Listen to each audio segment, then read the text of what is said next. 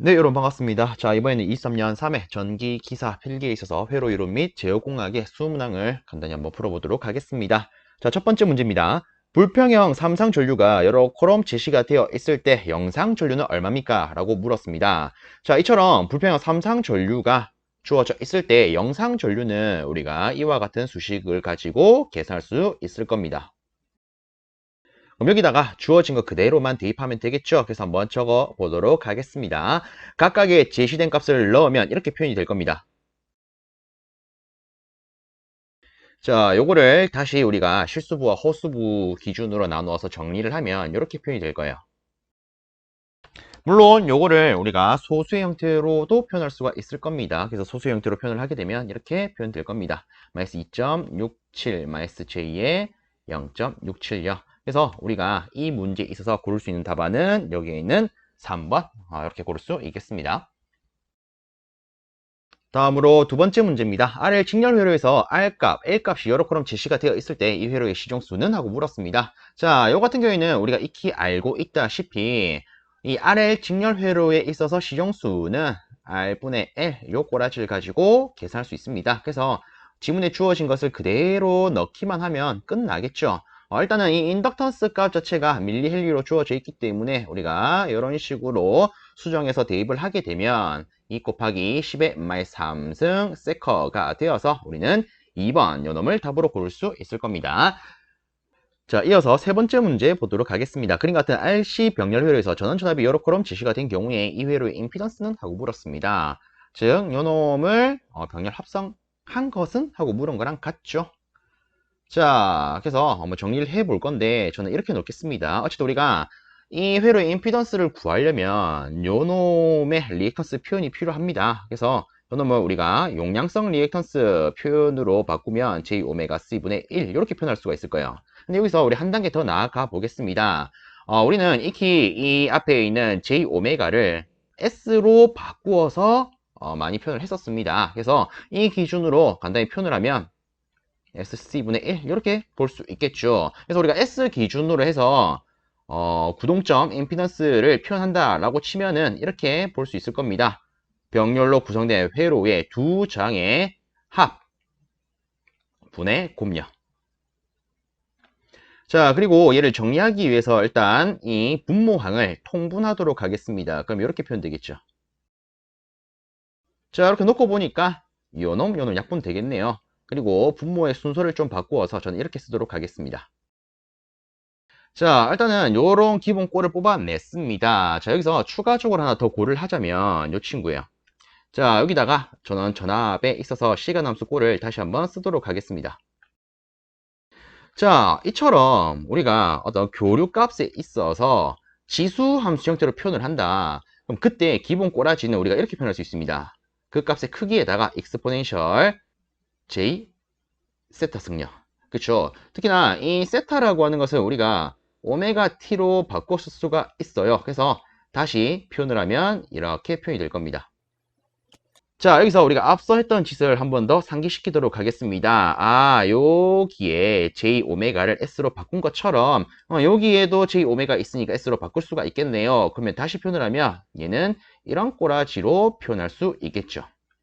자, 그럼 애초에 제시가 되어 있던 이놈의 꼴과 비교를 해보면 우리가 이런 걸 알 수 있습니다. 이 교류 전압의 크기는 3이요. 그쵸? 그리고 이 S에 들어가는 것은 마이너스 5요.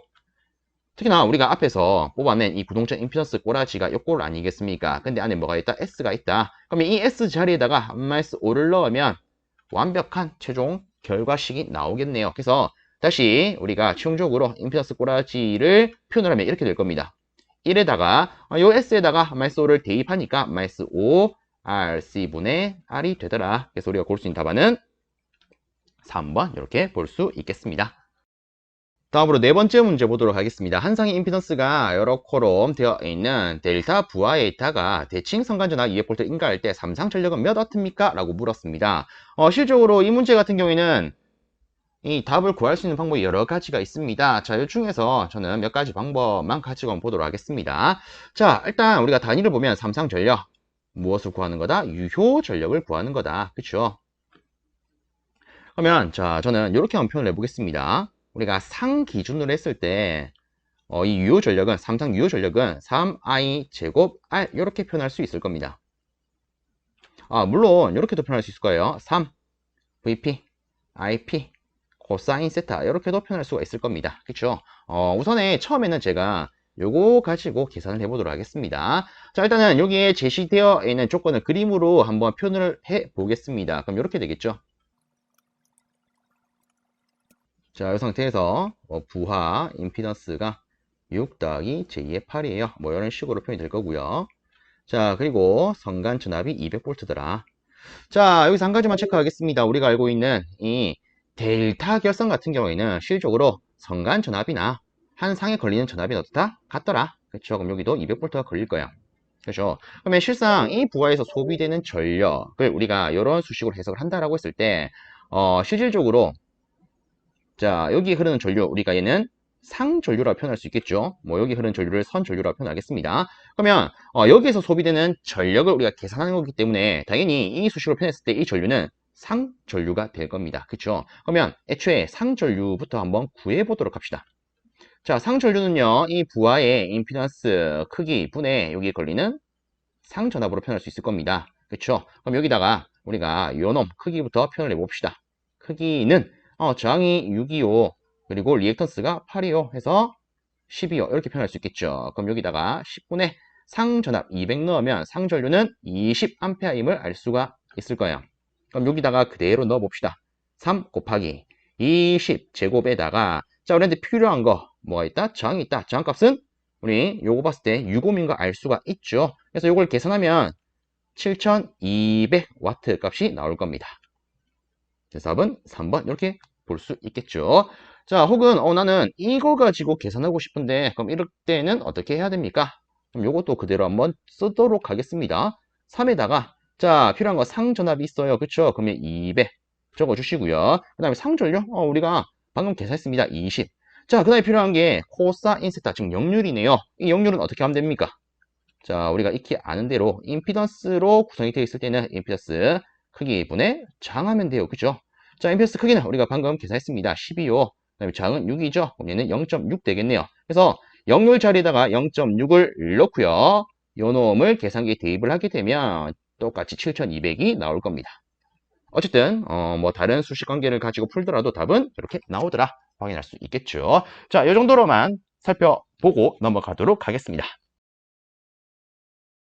다음으로 5번 문제입니다. 두 개의 코일 AB가 있답니다. A 코일의 저항과 유도성 리액턴스가 각각 3옴이고 5옴이래요. 그리고 B 코일은 각각 5옴, 1옴으로 주어졌습니다. 이 두 코일을 직렬로 접속을 해가지고 100V의 전압을 인가할 때 흐르는 전류는 어떻게 표현됩니까? 라고 물었습니다. 일단 보기를 보니까 극좌표 형식으로 물었어요. 크기와 위상각이 필요합니다. 그쵸? 자, 요 같은 경우에 실상 간단한 문제로 우리가 지부할 수 있습니다. 자, 일단은 그림으로 한번 표현을 해 보겠습니다. 지금 지문에 제시되어 있는 것을 그림으로 그리면 이렇게 표현할 수 있겠죠. 자, 얘를 A 코일, 얘를 B 코일에 놓겠습니다. 일단 이 두 놈을 어떻게 했다? 직렬로 접속을 했다. 그리고 A 코일의 저항과 유도성 리액턴스가 순서대로 3, 5 아니겠습니까? 그쵸? 그러면 A 코일의 임피던스를 표현하면 얘는요. 3 더하기 J의 5 이렇게 표현할 수 있을 겁니다. 그럼 B 코일에 있어서 임피던스도 우리가 이 순서에 유의해서 표현을 하면 5 더하기 J 5입니다. 이렇게 표현할 수 있겠죠. 그리고 최종적으로 물어본 것은 이 회로에다가 100V의 전압을 인가했을 때 여기 흐르는 전류는 어떻게 표현됩니까? 이거 아니겠습니까? 그럼 요 같은 경우에는 간단하게 이거 그대로 이렇게 계산하면 끝나겠네요. 그래서 저는 이렇게 놓겠습니다. 100 분자에 넣어주고요. 그 다음에 분모에는 전체 합성 임피던스가 필요해요. 그래서 얘를 싹 다 더하게 되면 이렇게 표현되겠죠. 8 더하기 J의 6이요. 그쵸? 그러면 자, 요거 어떻게 하면 되겠습니까? 우리가 갖고 있는 아주 좋은 무기 계산기에 넣으면 끝나겠죠. 그쵸? 그래서 얘를 계산기에 넣어 보면요. 계산기에서는 이런 값을 뱉어낼 겁니다. 추가적으로 하나 더 표현을 하자면, 언급을 하자면, 실제 계산기에서는 얘를 그대로 넣을 수가 없죠. 계산기에 넣을 때는 이렇게 넣어야 됩니다. 컴플렉스 모드 하셔가지고 이렇게 넣으셔야 돼요. 그러면 실질적으로 계산기에서는 이렇게 표현이 될 겁니다. 어쨌든 요거나 요거나 같은 표현이죠. 그쵸? 자, 근데 보시면 처음에 계산기에 두드렸을 때는 이렇게 직각좌표 형식으로 표현이 될 겁니다. 근데 우리한테 필요한 것은 뭐다? 극좌표 형식량.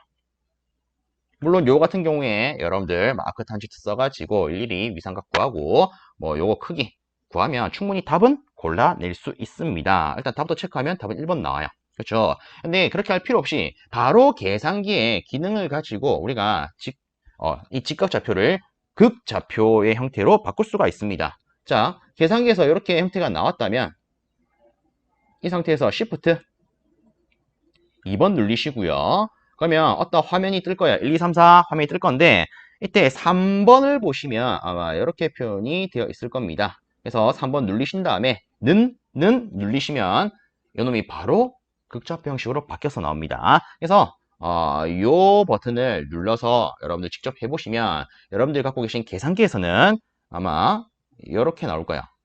아이고 마이너스 36.87 이렇게요. 그래서 대략적으로 크기는 10이고 위상은 마이너스 37도가 되더라. 그래서 우리는 1번 고를 수 있겠습니다.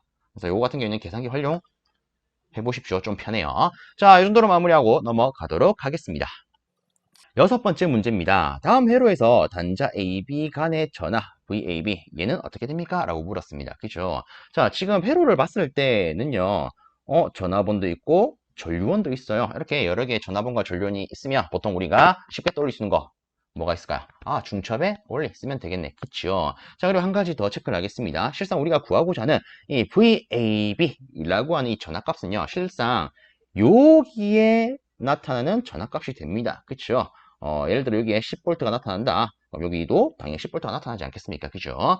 자, 그래서 결국 이 값은 여기에 걸리는 전압을 계산하라 이렇게 될 텐데 그럼 자, 제가 앞에 언급했던 것처럼 중첩의 원리를 한번 적용해서 풀어보도록 하겠습니다. 근데 중첩의 원리를 적용할 때는 중요하게 우리가 알고 있어야 되는 게 있습니다. 어떤 게 있냐면 예를 들어 이처럼 여러 개의 전화번과 전류원이 있다. 자, 전화번 기준으로 해석을 할 겁니다. 그러면 여기는 전류원을 없애줘야 되죠. 그죠? 자, 요놈 기준으로 해석을 할 때 요걸 이렇게 합시다. 자, 전류원은 어떻게 해야 됩니까?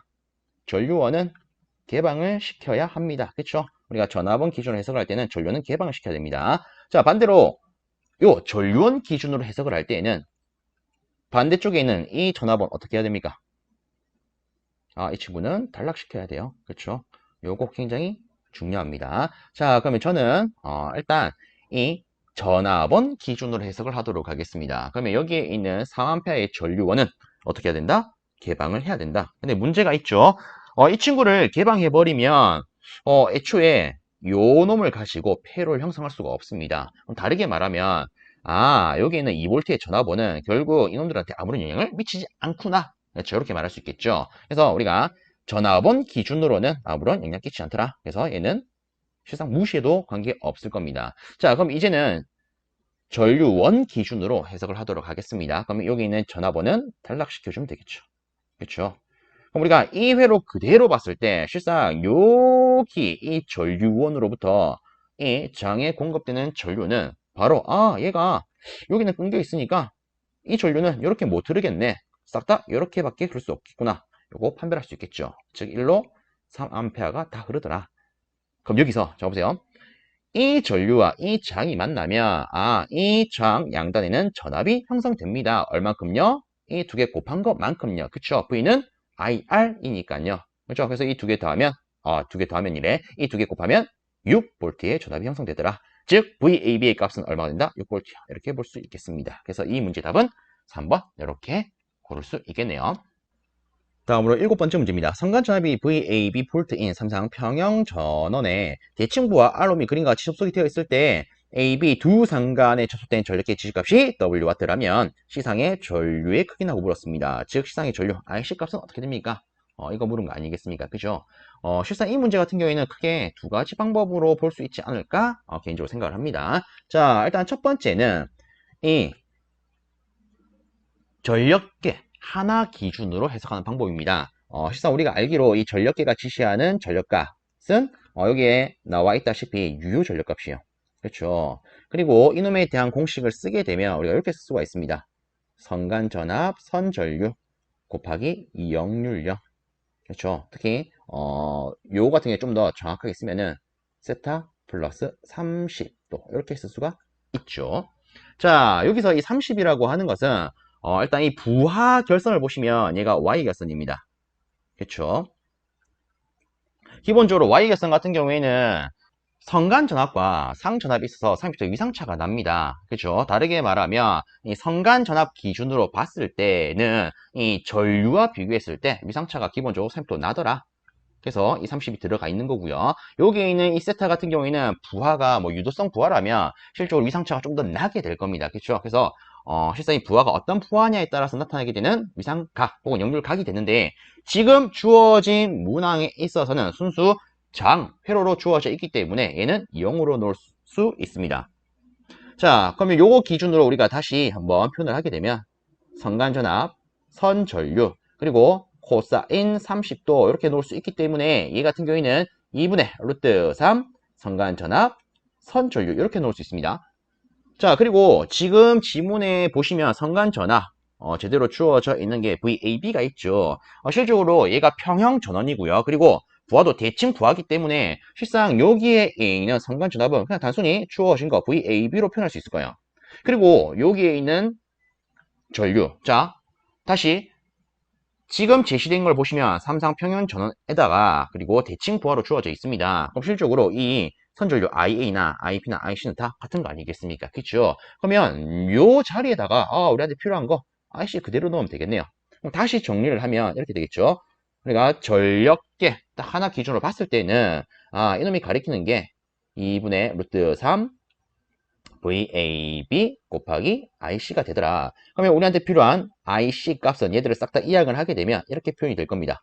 루트 3 VAB분의 2 W야. 그래서 우리가 고를 수 있는 것은 4번이 되겠더라. 자, 이렇게 우리가 도출할 수도 있지만 실상 이제 다르게도 표현할 수 있습니다. 자, 이제 다른 방법 한번 언급해 보도록 하겠습니다. 자, 다시 체크하겠습니다. 삼상 평형 전원에다가 대칭 부하로 나와 있기 때문에 그렇죠? 실상 우리가 여기에 있는 전력계를 가지고 떼서 여기에 설치를 해도 관계는 없을 겁니다. 그럼 우리가 전력계 두 개를 가지고 위에서 한번 측정하고 아래에서 한번 측정한다 라고 치면은 이 두 개의 지시값을 가지고 전체 유효 전력을 판별할 수가 있습니다. 이게 뭐예요? 이 전력계법이죠. 그죠? 그래서 여기 전력계 그리고 얘를 떼서 여기 한번 더 붙였다 라고 했을 때 전체 3상 유효 전력은 어떻게 계산할 수 있습니까? 위의 값 더하기 아래 값. 그렇죠? 그러면 이렇게 될 겁니다. 위의 값도 W, 아래 값도 W. 요것 자체에는 3상 유효 전력이 되더라. 그렇죠? 그리고 실질적으로 얘가 자, 설치된 걸 잘 보시면 아래쪽에 있는 코일 이렇게 선과 선 사이에 있습니다. 즉 애초에 측정하는 것 자체가 성간 전압이 될 거고요. 그리고 측정하는 전류는 선을 따라 흐르는 선 전류가 될 거예요. 그렇죠? 그러면 여기서 우리가 이 두 개를 가지고 표현할 수 있는 유효 전력은 당연히 선 기준으로 해서 이렇게 표현할 수 있을 겁니다. 그러면 다시 표현했을 때 얘는 이렇게 되겠죠. 이 W는요. 루트 3에다가 자, 요 같은 경우에는 V, A, B 이렇게 쓸 거고요. 얘는 선 전류니까 그냥 IC 이렇게 쓸 겁니다. 자, 그 다음에 우리가 이런 식으로 수식을 짰을 때는 실질적으로 이것 자체에 있어서 이 세타는 전체 역률각에 해당을 합니다. 즉 간단히 말하면 전체로 봤을 때 얘는 부하가 순수 저항밖에 없기 때문에 어떻게 된다? 코사인 0도가 된다. 자, 그래서 요 같은 경우에는 이제 여기서 신경 쓸 필요가 없겠죠. 자, 그래서 아래쪽에다가 우리가 IC 기준으로 이항을 하게 되면 위에 계산했던 것과 똑같이 이런 결과를 얻을 수가 있습니다. 그래서 차이점은 위의 식 같은 경우에는 우리가 하나의 전력계 기준으로 계산한 거고요. 아래쪽 같은 경우에는 전체를 기준으로 계산한 게 되겠더라. 그래서 이렇게 두 가지 방법 있으니 실제 뭐 여러분들이 시험장에 갔을 때 이 문제가 나오면 둘 중에 하나 원하시는 방법 가지고 혹은 쉽게 느껴지는 방법 가지고 접근하시면 되겠습니다. 다음으로 8번째 문제입니다. 4단자 정수 ABCD로 출력 측을 개방시켰을 때 입력 측에서 본 구동적 임피던스 Z11 요 놈을 표시한 것으로 옳은 것은 하고 물었습니다. 요 같은 경우에는 자 이렇게 한번 접근을 해 보겠습니다. 일단 4단자 정수 ABCD가 나와 있고요. 출력 측을 개방을 시켰대요. 그러면 이렇게 한번 봅시다. 일단 기본적인 4단자 정수를 가지고 우리는 입력 측의 전압과 전류에 대한 연립 방정식을 세울 수가 있습니다. 그렇죠? 그래서 저는 바로 적어 보겠습니다.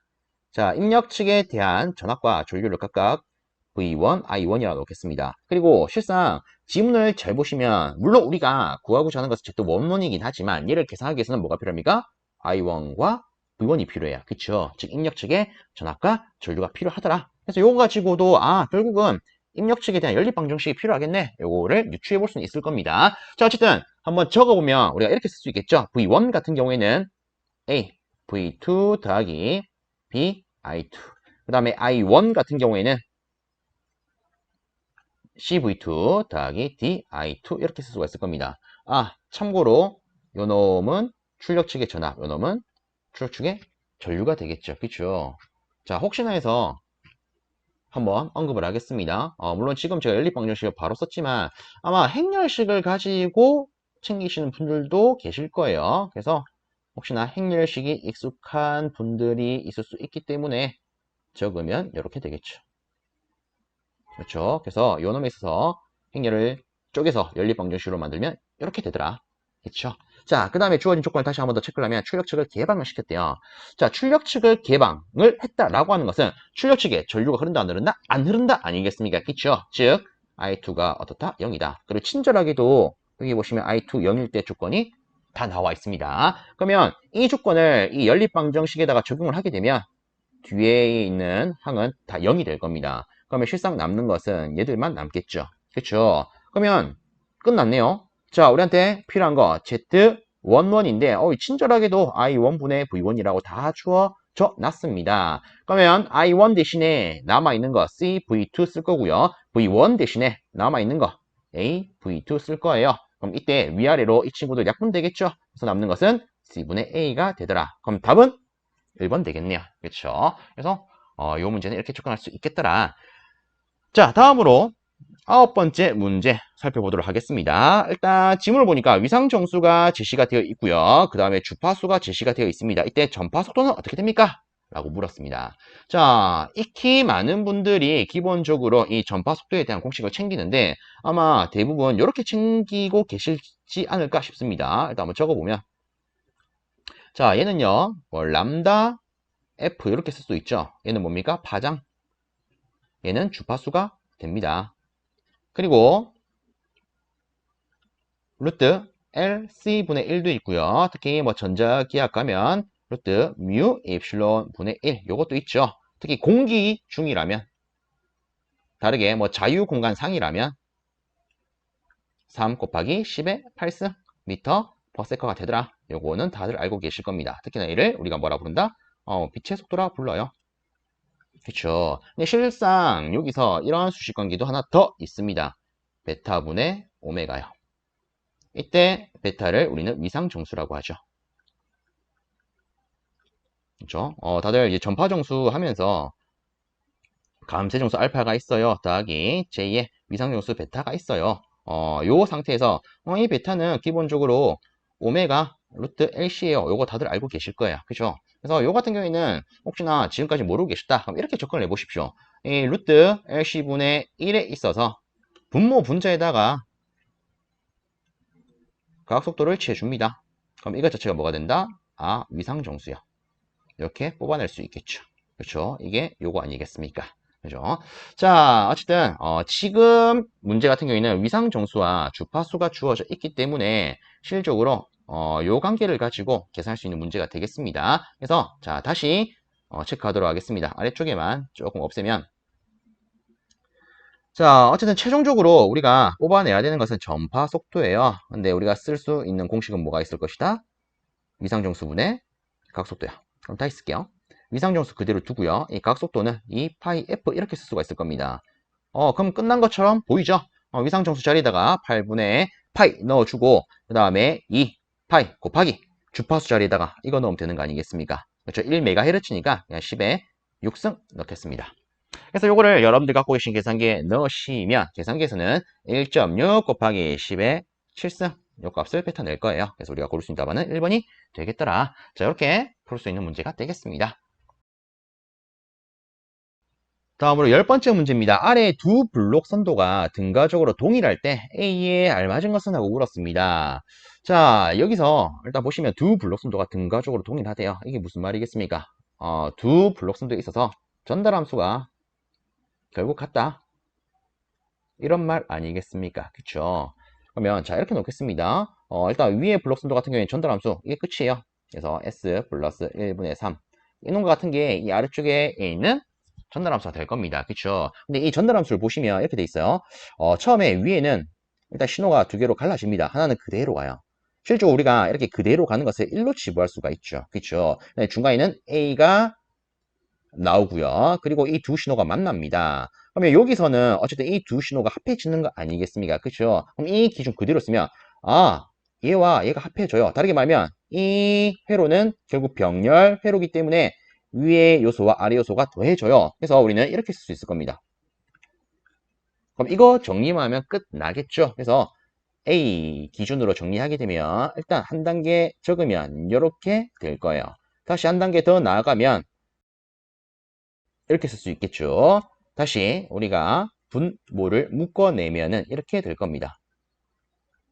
그래서 최종적으로 정리를 하게 되면 -s 플러스 2가 되어서 답은 3번 되겠더라. 이렇게 접근할 수 있는 문제가 되겠습니다. 이어서 11번째 문제입니다. 지역의 과동답에서 감쇄비란하고 물었습니다. 특히나 이 보기를 보면 최대 오버슈트와 제2 오버슈트로 구성이 된 걸 알 수가 있습니다. 즉 이놈들 가지고 이 감쇄비의 형태가 어떻게 구성됩니까? 요거를 물은 걸로 볼 수가 있겠죠. 그죠? 자, 그래서 수식관계를 가지고 바로 적어보면 이 감쇄비라고 하는 것은요, 실상 이 과동답에 소멸되는 속도를 나타내는 양으로서 실질적으로 이렇게 표현할 수가 있습니다. 최대 오버슈트분의 J 오버슈트. 그럼 요거를 글로 잘 나열된 것만 찾으면 되겠죠. 그죠? 그래서 답을 고르자면 4번 이렇게 볼 수 있을 겁니다. 그래서 보시면 J 오버슈트에다가 최대 오버슈트를 나눈 것으로 표현한다. 이게 요 말이죠.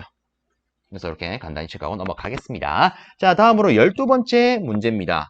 다음 중 잔류 편차를 발생시킬 수 있는 혹은 발생하는 제어는? 하고 물었습니다. 실질적으로 이 잔류 편차를 발생하는 제어는 바로 비례 제어 이런 밖에 없지요. 그래서 이렇게 간단히 체크하고 넘어가겠습니다.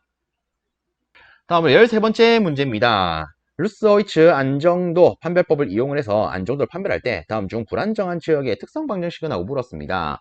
실질적으로 뭐 여기에 있는 모든 보기를 가지고 우리가 뭐 루스표를 만든다. 이렇게 접근을 하게 되면 실상 이 시간적으로 굉장히 좀 많이 지체가 될 겁니다. 그리고 풀기도 굉장히 싫을 거야. 그렇죠? 그래서 이 같은 경우에는 우리가 간단하게 이렇게 접근할 수 있습니다. 예를 들어 이처럼 3차 방정식으로 주어져 있다. 예를 들어 이렇게 놓겠습니다. 자, 이런 꼴로 되어 있다. 실제 이 관계식을 가지고 우리가 뭐 안정한 조건을 이 루스 표를 가지고 해석을 하게 되면 이런 관계가 나옵니다. 안에 거랑 밖에 거 곱한 거, 즉 B 곱하기 C는 밖에 거 이 두 개 곱한 거보다 크면은 안정이 되더라. 그럼 만약에 이런 관계가 성립되면 어떻게 됩니까? 얘는 불안정요. 그리고 이 두 개 같다. 그럼 밑에는 임계 안정. 이렇게 볼 수가 있습니다. 그래서 간단하게 요거를 안에 거 곱한 거랑 밖에 거 곱한 거 크기 비교하는 형태로서 딱 답을 고를 수 있겠습니다. 그래서 바로 한번 해보겠습니다. 지금 우리가 고르고자 하는 것은 불안정한 지역이에요. 그쵸? 그럼 일단 첫 번째 보기를 보겠습니다. 안에 거 곱하면 8이고요. 밖에 거 곱하면 여기는 1이 있는 거랑 같죠? 이에요. 안에 거 곱한 게 밖에 거 곱한 거보다 더 크더라. 여기는 안정된 시스템이 될 거고요. 자, 두 번째 보기 안에 거 곱하면 15죠. 밖에 거 곱하면 6이에요. 그럼 얘도 안에 거 곱한 게 더 크기 때문에 안정된 시스템. 자, 그 다음에 세 번째 안에 거 두 개 곱하면 7에 56 되겠죠. 밖에 곱하면 12. 그래서 안에 거 곱한 게 더 크니까 안정된 시스템. 자, 그 다음에 네 번째 걸 보면 안에 거 곱하니까 6이 됩니다. 밖에 거 곱하면 8이 돼요. 얘는요. 안에 거 곱한 게 밖에 거 곱한 거보다 작네요.